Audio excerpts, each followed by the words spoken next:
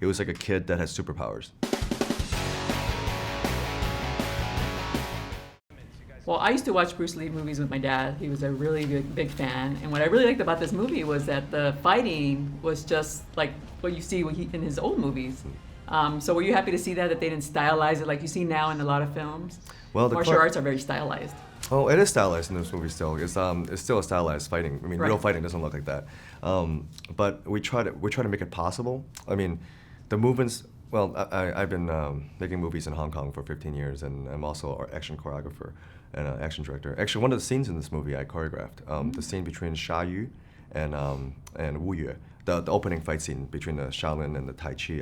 I directed that scene, and I think the most important thing with the choreography is for us, and for me anyways, it has to be a little bit stylized because you're making it entertaining. You're making a movie, it has to be entertaining, but the movements have to be plausible. Right. Like, that could happen given the right circumstances. I mean, there's some movies where you see the kung fu or the martial arts and it's nearly impossible to happen, but I try to avoid that in the movies that I do. Mm-hmm.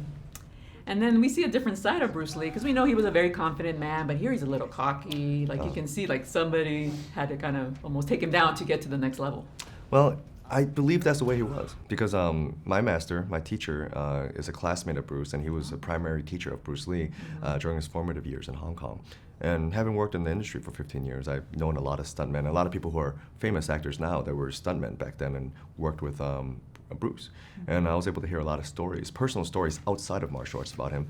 And I mean, he's very confident to the point of cockiness, but he was lovable because he had a good heart. Everyone, he cared about everyone around him. He was super good to the stuntmen and people who were kind of not maybe didn't have a lot of support on the set. He would support everybody. He'd make sure everyone got what they needed.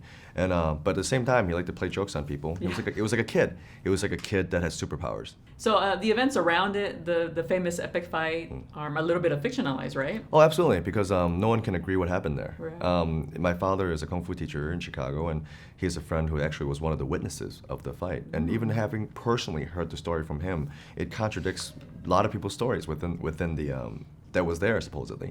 Yeah. But one thing is for sure, Bruce Lee evolved his fighting style, his fighting method, his thinking, his philosophy in martial arts after this fight. Something must have happened in this fight to cause him to evolve. And then his evolution, his ideas changed the whole landscape of martial arts today.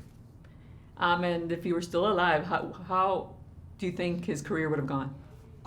That's hard to say, really. And but I would have loved to have seen Bruce Lee work with guys like Jackie Chan, Jet Li, awesome. Sam. That would be epic. But it's hard to say. It's definitely hard to say. But Bruce Lee, I believe he believed himself as well. He's a martial artist first, everything else second. And I think he would have even pioneered more different advanced ideas about martial arts if he had lived longer.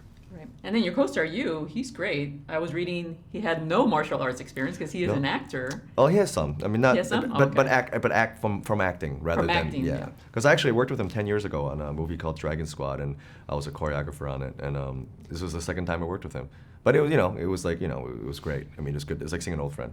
Yeah, I mean, I'm not an expert. It looked like really good though.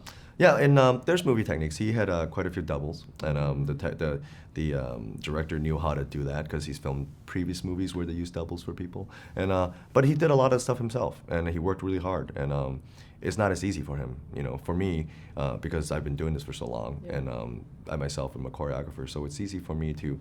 The physicality part wasn't difficult for me, but creating the character, or not creating a character, embodying Bruce Lee was the challenge, because we didn't want to imitate him.